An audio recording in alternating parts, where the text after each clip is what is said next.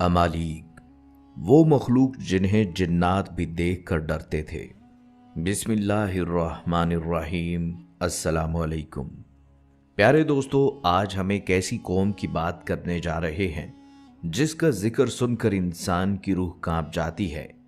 वो मखलूक जो जमीन पर उस वक्त आबाद थी जब आज का इंसान शायद वजूद में भी नहीं था। वो मखलूक जिसकी ताकत का अंदाज़ा इस बात से लगाया जाता है कि उनके कदमों के निशानात चट्टानों पर आज भी कहानियां सुनाते हैं। तारीख बताती है अमालीक के कद आम इंसानों से कई गुना बड़े थे। इनके महल्लात पत्थरों से तराशे जाते, इनके शहर बादलों को छूते और इनके लश्कर जमीन को दहला देते। मुर्रिखीन लिखते हैं यही वो कौम थी जिसने कभी मिस्र, यमन, कुरान और अरब की जमीनों पर हुकूमत की। बल्कि बाज रवायात के मुताबिक अमालीक जमीन की वो मखलूक थी जिन्हें जिन्नात भी देखकर डरा करते थे। वो इल्म, फन और ताकत में बेमिसाल थे, मगर तकब्बर और गुरूर ने उनका अंजाम तबाही में बदल दिया। सवाल ये है, ये कौम आखिर गई कहाँ? क्या वाकई इनका वजूद था? क्या यही वो मखलूक थी जो इंसानों से पहले जमीन पर आबाद थी?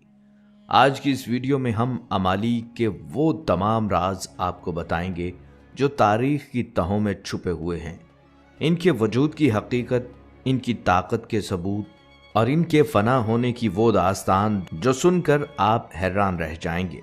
बल्कि इस वीडियो में हम सिर्फ अमालिका के नहीं बल्कि उन तमाम गुमशुदा कौमों के भी वो राज खोलने जा रहे हैं जिनके खंडर आज भी चीख चीख कर बताते हैं कि जब इंसान जमीन पर खुदा बनने लगे तो कुदरत ने उन्हें मट्टी में मिला दिया।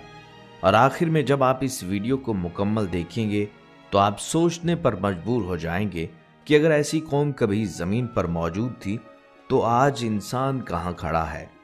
चलिए दोस्तों, शुरू करते हैं अमालीक, इंसानों से पहले की अजीब मखलूक की हैरत अंगेज दास्तान।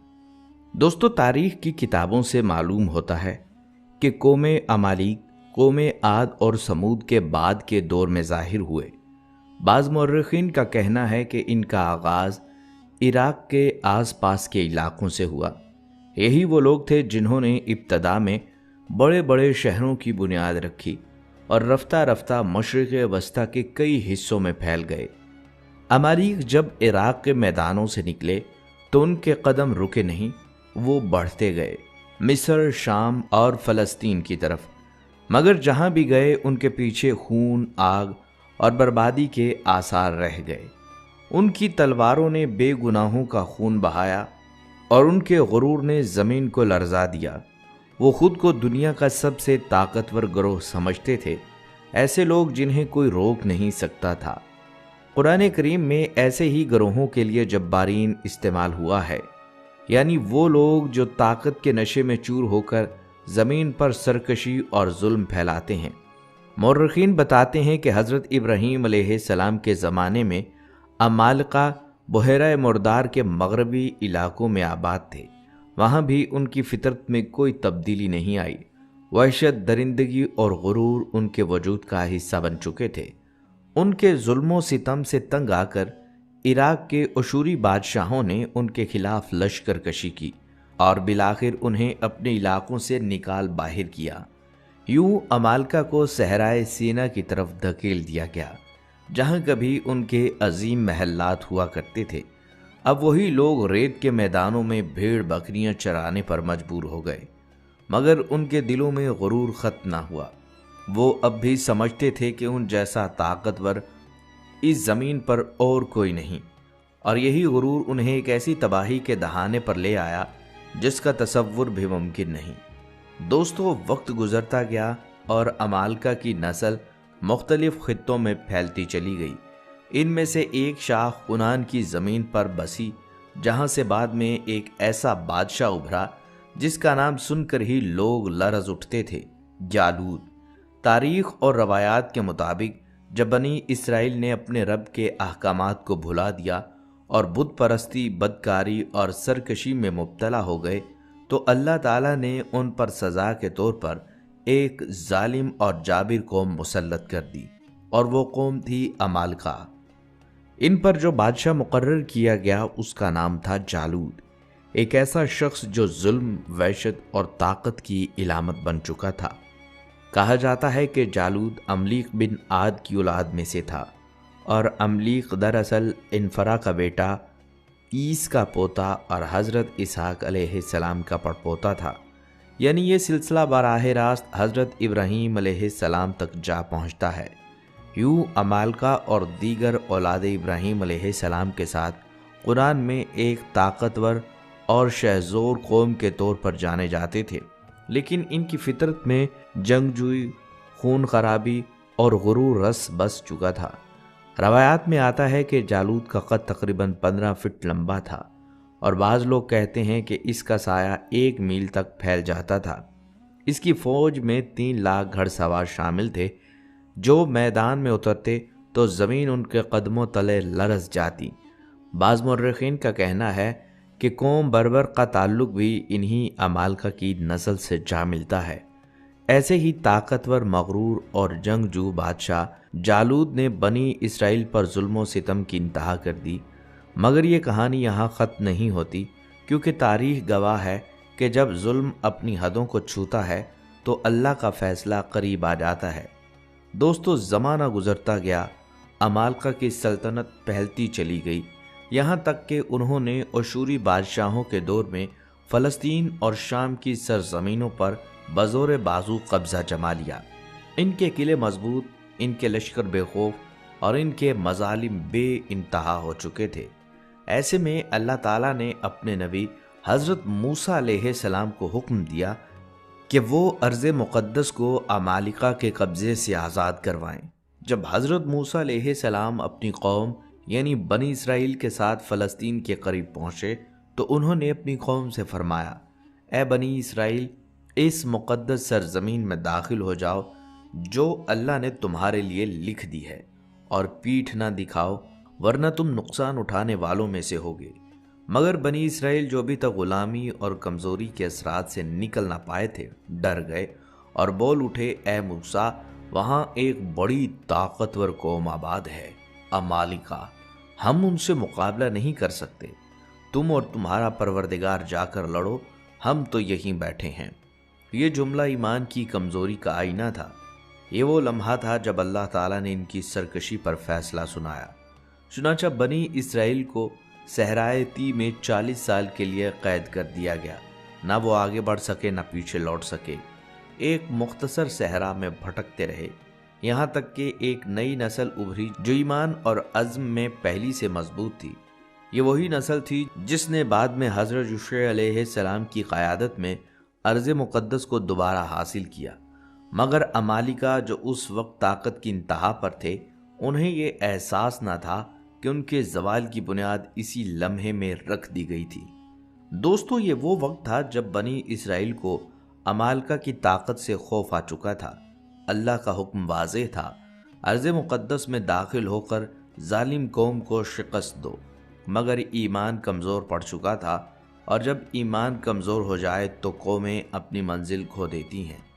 چنانچہ اللہ تعالیٰ نے بنی اسرائیل کو ایک ایسی سزا دی جو تاریخ کی کتابوں میں ہمیشہ کے لیے لکھی گئی۔ یہ سزا تھی میدان تیہ۔ یہ میدان شام اور مصر کے درمیان 5 سے 6 فرسخ یعنی 30 کلومیٹر کے علاقے پر مشتمل تھا، ایک کھلا، ویران اور سناٹا خیز میدان جہاں نہ سایہ دار درخت تھے، نہ عمارت، نہ پانی اور نہ ہی کھانے کی کوئی چیز۔ اللہ کے حکم سے حضرت موسیٰ علیہ السلام اپنی قوم کے ساتھ عمالقہ سے بیت المقدس کو آزاد کرانے نکلے، مگر جب فلسطین کے قریب پہنچے تو بنی اسرائیل عمالقہ کی دہشت کے سامنے ڈھیر ہو گئے، اور پھر وہ دن آیا جب اللہ نے ان پر اپنا فیصلہ نازل کیا۔ 40 برس تک وہ اسی مختصر سے میدان میں صبح و شام تک بھٹکتے رہے، مگر باہر نہ نکل سکے، جیسے وقت تھم گیا ہو اور زمین ان کے لیے قید خانہ بن گئی ہو۔ مگر دیکھیے اللہ کی رحمت، حضرت موسیٰ علیہ السلام باوجود اس کے کہ اپنی قوم سے ناخوش تھے، انہوں نے اپنے رب سے دعا کی کہ یا اللہ، یہ تیری مخلوق ہے، انہیں رزق عطا فرما۔ پھر اللہ نے کرم فرمایا، آسمان سے روزانہ ان کے کھانے کے لیے من و سلوہ نازل ہوتا، دھوپ سے بچاؤ کے لیے بادل ان پر سائے فگن ہو گئے، اور حضرت موسیٰ علیہ السلام نے عصا سے پتھر پر ضرب لگائی تو اس لمحے 12 چشمے پھوٹ پڑے، ہر قبیلے کے لیے ایک چشمہ۔ یوں اللہ نے انہیں بھٹکنے کی سزا تو دی مگر اپنی رحمت سے محروم نہ کیا۔ یہ وہ منظر تھا جو انسان کو یاد دلاتا ہے کہ اللہ کی نافرمانی بندے کو راہ سے بھٹکا دیتی ہے، مگر اللہ کی رحمت کبھی راستہ نہیں چھوڑتی۔ دوستو، میدان تی کے یہ 40 سال صرف سزا نہیں تھے، ایک امتحان بھی تھا اور ایک تربیت گاہ بھی۔ حضرت موسیٰ علیہ السلام کے ساتھ ان کے بھائی حضرت ہارون علیہ السلام اور شاگرد حضرت یوشع بن نون علیہ السلام بھی موجود تھے۔ یہ تینوں ہستیاں بنی اسرائیل کی رہنمائی کے لیے اللہ کی طرف سے منتخب کی گئی تھیں۔ وقت گزرتا گیا اور وہ سب لوگ جو پہلے جہاد سے پیچھے ہٹ گئے تھے، رفتہ رفتہ اس دنیا سے رخصت ہو گئے۔ ان کی جگہ ایک نئی نسل نے لے لی، ایسی نسل جو غلامی کے اثرات سے آزاد اور ایمان کی روشنی سے منور تھی۔ پھر ایک دن اللہ تعالیٰ نے حضرت موسیٰ علیہ السلام کو حکم دیا، اے موسیٰ، بنی اسرائیل کو 12 قبائل میں تقسیم کرو، ان کی تنظیمیں نو کرو اور ہر قبیلے کے لیے ایک سردار مقرر کرو جو اپنی قوم کو جہاد کی تربیت دے۔ یہ تیاری دراصل ایک الہی منصوبہ تھی، بیت المقدس کو عمالقہ کے قبضے سے آزاد کرانے کی پیشبندی۔ حضرت موسیٰ علیہ السلام نے اللہ کے حکم کی تعمیل کرتے ہوئے بنی اسرائیل کو 12 قبائل میں تقسیم کیا اور حضرت یوشع بن نون کو ان تمام قبائل کا سردار اور سپہ سالار مقرر فرمایا۔ مگر تقدیر کو کچھ اور منظور تھا۔ ابھی وعدے طے کی سزا مکمل نہ ہوئی تھی کہ حضرت موسیٰ علیہ السلام اس جہان فانی سے رخصت ہو گئے۔ ان کے بعد قیادت کی ذمہ داری حضرت یوشع بن نون علیہ السلام کے کاندھوں پر آ گئی۔ حضرت یوشع نے اپنی قوم کو منظم کیا، ان کی جنگی تربیت کا آغاز کیا اور ایک ایسی قوم تیار کی جو ایمان، صبر اور یقین میں اپنی مثال آپ تھی۔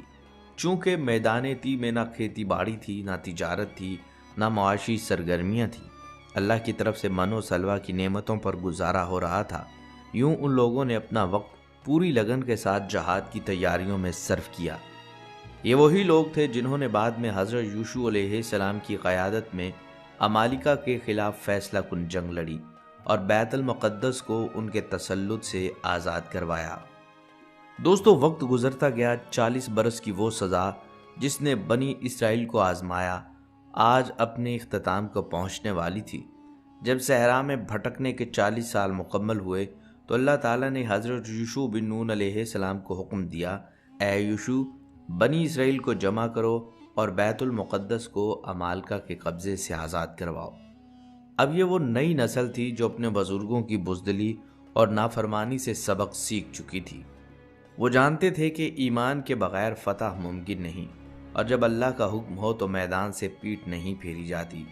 چنانچہ جب حضرت یوشع علیہ السلام نے جہاد کی پکار بلند کی تو بنی اسرائیل کے 6 لاکھ جان باز ایمان کے جوش اور جہاد کے عزم کے ساتھ ان کے گرد جمع ہو گئے۔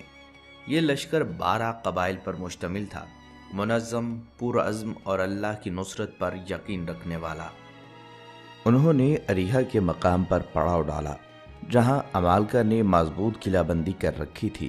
محاصرہ شروع ہوا، ایک دن، ایک ہفتہ، ایک مہینہ، یہ محاصرہ 6 ماہ تک جاری رہا۔ عمالقہ اپنے قلعوں میں بند اور بنی اسرائیل باہر صبر و استقامت کے ساتھ ڈٹے رہے۔ آخر ایک دن اللہ کی مدد نازل ہوئی، بنی اسرائیل کے جانثاروں نے عمالقہ کے قلعوں کی دیواروں کو توڑ ڈالا اور شہر کے اندر داخل ہو گئے۔ اریحا فتح ہو چکا تھا۔ شہروں کے بلند میناروں پر اللہ کے سپاہیوں نے ایمان کا پرچم لہرا دیا۔ اس فتح کے بعد بنی اسرائیل نے عنان کے دیگر شہر بھی فتح کیے، یہاں تک کہ فلسطین اور شام کا وسیع علاقہ عمالقہ کے قبضے سے آزاد ہو گیا۔ یوں ایک ایسی قوم جو صدیوں تک غرور، ظلم اور سفاکی کی علامت تھی، اللہ کے حکم سے اپنے انجام کو پہنچ گئی، اور تاریخ نے یہ گواہی دی کہ طاقتور وہ نہیں ہوتا جو بڑے لشکر رکھتا ہے، طاقتور وہ ہوتا ہے جس کے دل میں ایمان کی روشنی ہوتی ہے۔ دوستو، عمالیق کا ذکر صرف عربی تاریخ میں نہیں بلکہ تورات میں بھی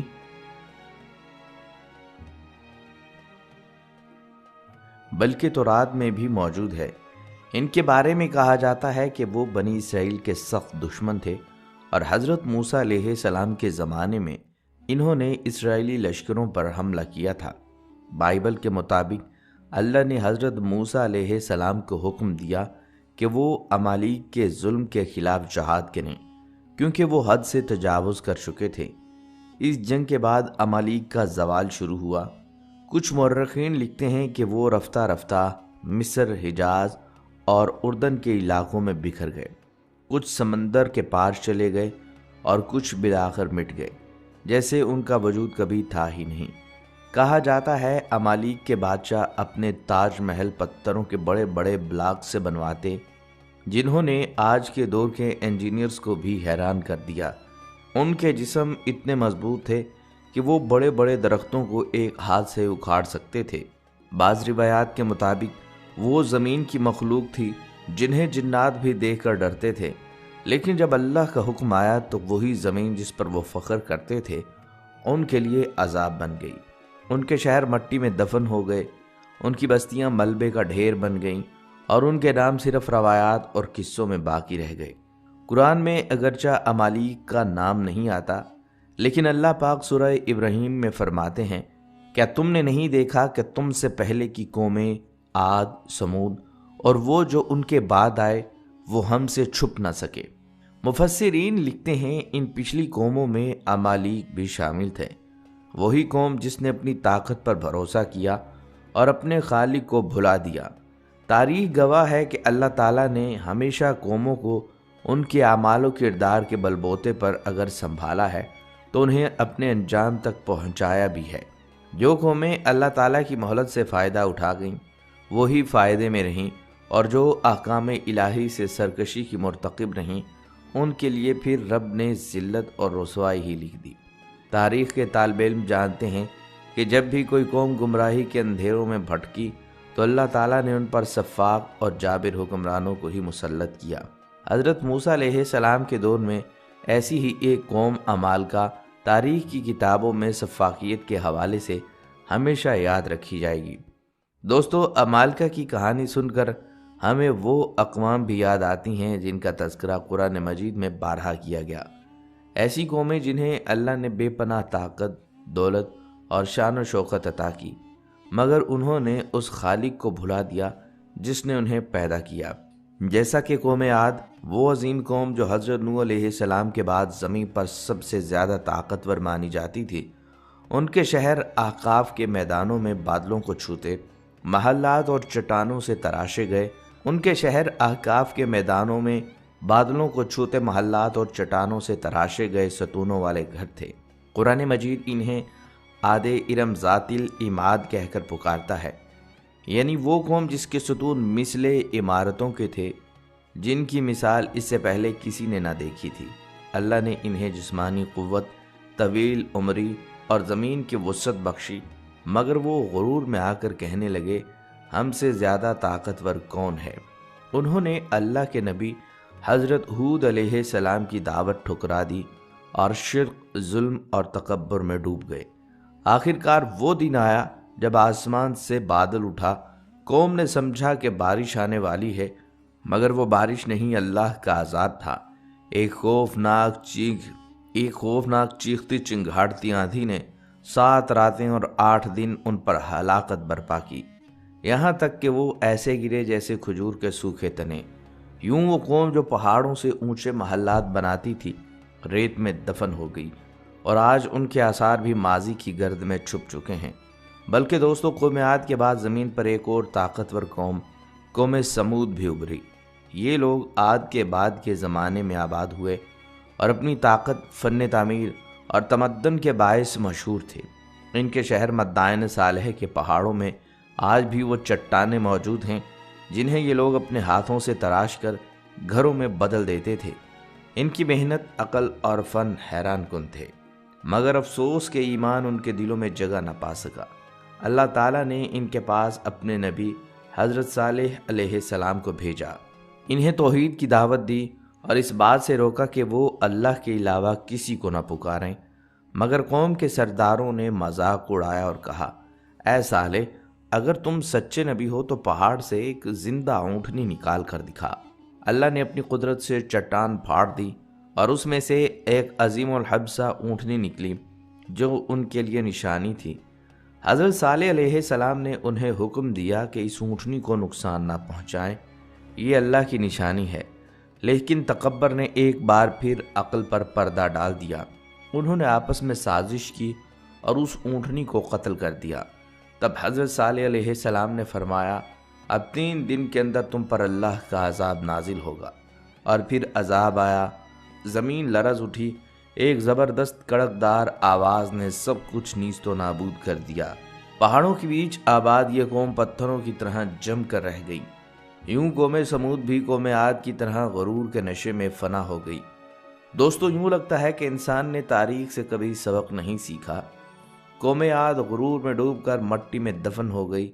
قوم سمود نے اللہ کی نشانی کو قتل کیا اور چٹانوں میں جم کر رہ گئی، اور عمالقہ وہ طاقتور قوم جو ان سب کے بعد ظاہر ہوئی، اپنے ظلم و جبر کے باعث اللہ کے غضب کا شکار بنی۔ مگر کہانی یہیں ختم نہیں ہوتی۔ ان سب کے بعد ایک اور قوم نے نہ صرف رب کی نافرمانی کی بلکہ فطرت کے اصولوں سے بغاوت کر دی، اور وہ تھی قوم لوط۔ اللہ تعالیٰ نے انہیں خوبصورت وادیوں میں بسایا، زرخیز زمینیں دی، ندی نالے، باغات اور امن عطا کیا۔ مگر نعمتیں جب آزمائش بن جائیں تو دلوں کا حال ظاہر ہو جاتا ہے۔ انہوں نے اپنی خواہشات کو اپنا معبود بنا لیا اور وہ فعل اختیار کیا جو اس سے پہلے کسی قوم نے نہیں کیا۔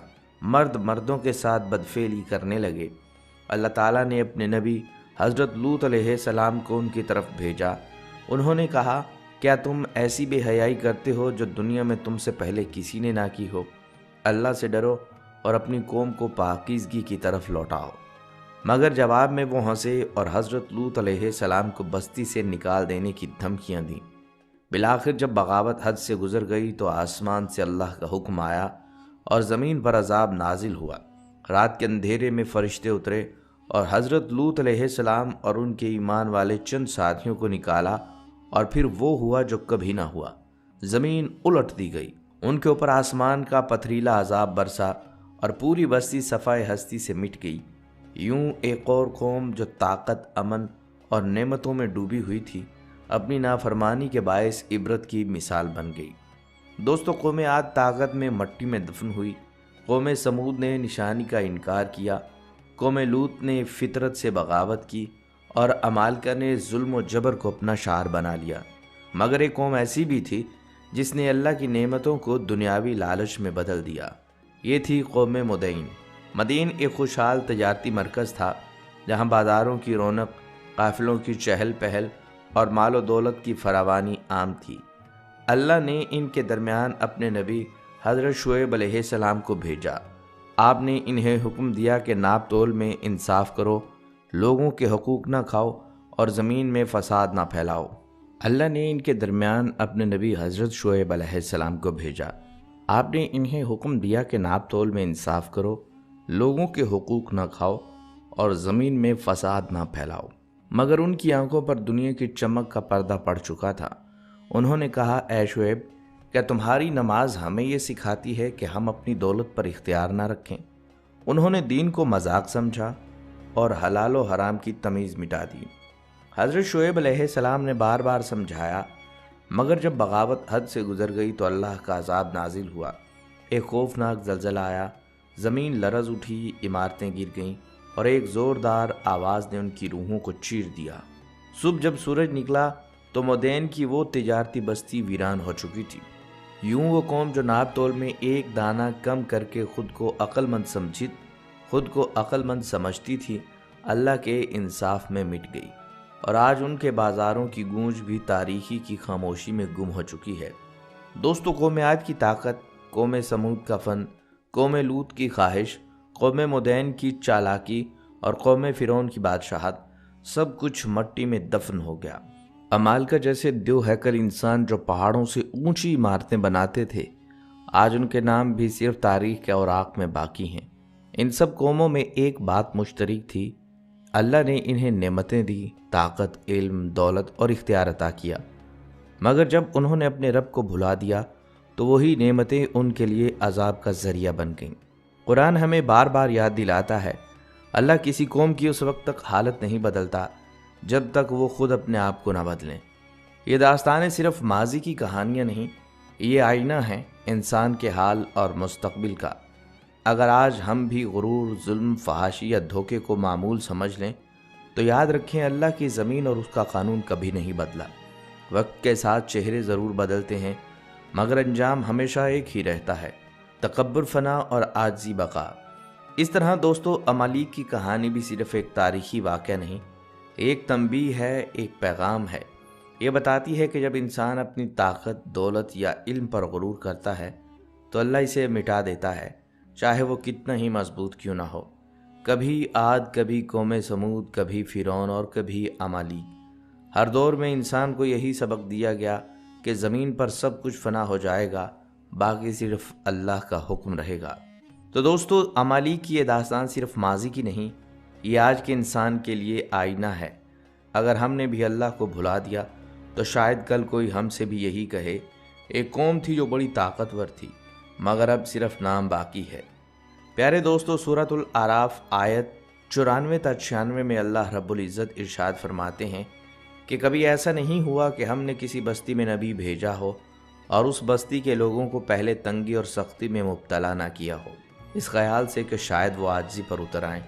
پھر ہم نے ان کی بدحالی کو خوشحالی میں بدل دیا، یہاں تک کہ وہ خوب پھولے پھلے اور کہنے لگے ہمارے اسلاف پر بھی اچھے اور برے دن آتے رہے۔ آخرکار ہم نے انہیں اچانک پکڑ لیا اور انہیں خبر تک نہ ہوئی۔